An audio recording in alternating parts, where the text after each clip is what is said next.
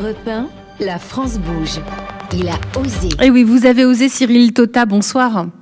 Bonsoir Elisabeth. Vous êtes, on peut dire, le créatif de ce soir? L'un des créatifs de ce soir. Ils sont tous créatifs. Non, je crois que je suis un des créatifs. Ouais, et beaucoup d'idées. Je suis ravi de partager ce point commun avec les personnes qui sont présentes aujourd'hui. L'autre point commun, c'est l'œnologie. Vous avez fondé et créé le Toucher du vin en Bourgogne. C'était en 2018.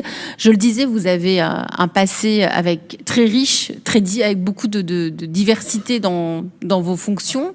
Vous avez été dans l'enseignement, c'est ça ?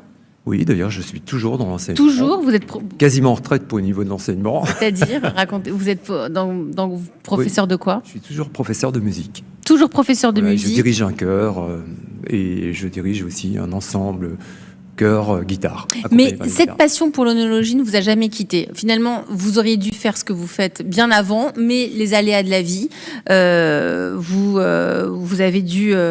deviez faire une thèse dans l'éducation. Il a fallu que vous vous arrêtiez parce que vos parents ont rencontré des petits problèmes financiers. Donc finalement, vous avez toujours su rebondir, j'ai envie de dire, comme un entrepreneur, dès le démarrage. Oui, peut-être parce que mon père était entrepreneur. Donc mon père entrepreneur, c'est mon frère qui a pris la suite dans le bâtiment. Dans le bâtiment. Voilà, et puis moi j'étais le vilain petit canard qui a passé le concours de l'école normale, qui me suis retrouvé instituteur et j'ai commencé une première carrière dans l'enseignement. Dans l'enseignement.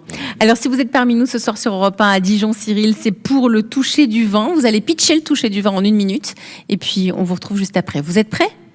Je suis prêt. Allez, c'est à vous. Donc le toucher du vin, ça part du principe, le concept, c'est un concept extrêmement original et ludique qui plaît beaucoup aux écoles de dégustation aujourd'hui, parce que en fait, c'est tout simplement remettre le sens du toucher comme un sens prédominant dans la dégustation.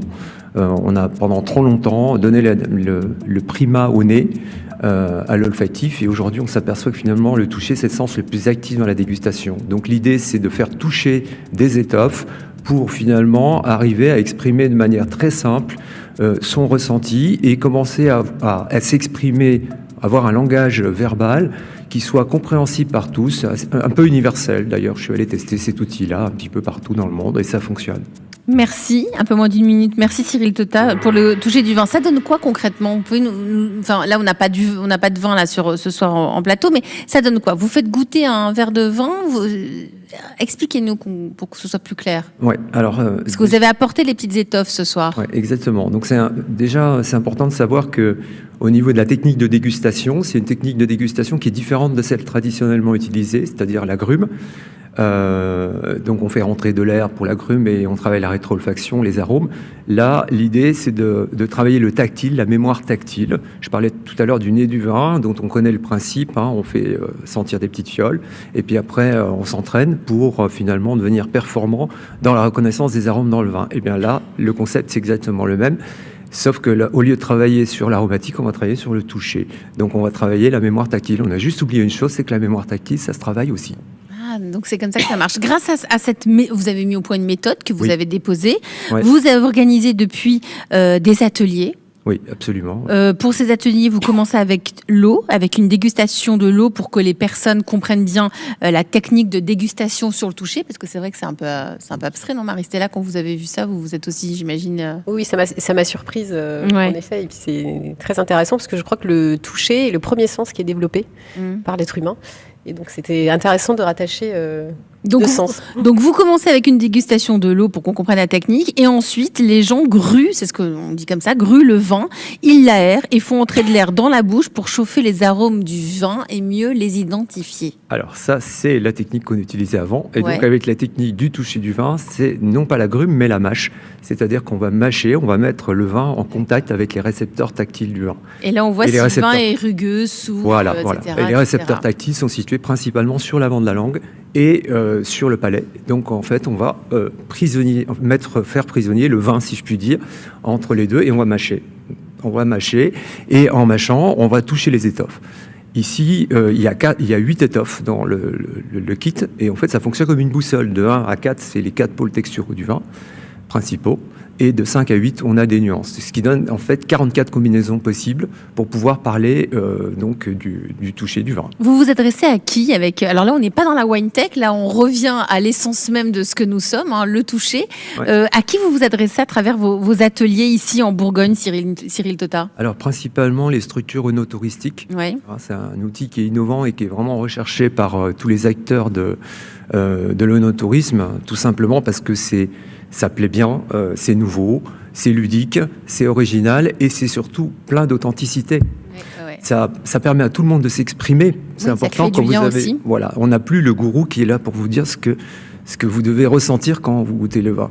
Chacun est acteur de sa dégustation. Chacun est acteur de ses sensations. Exactement. Ouais. Ça vous parle autour de la table de la France Bouge? Allez, je me tourne vers vous, Claude Draghi, fondateur de Botissom.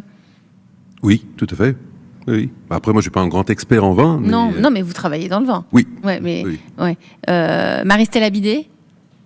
Oui, je trouve en effet que ça donne envie de découvrir. Ça donne envie de découvrir. On est loin de la wine tech, mais oui. On a besoin, tout ça pour vous montrer qu'on a besoin aussi de ces deux aspects aujourd'hui, même dans l'entrepreneuriat.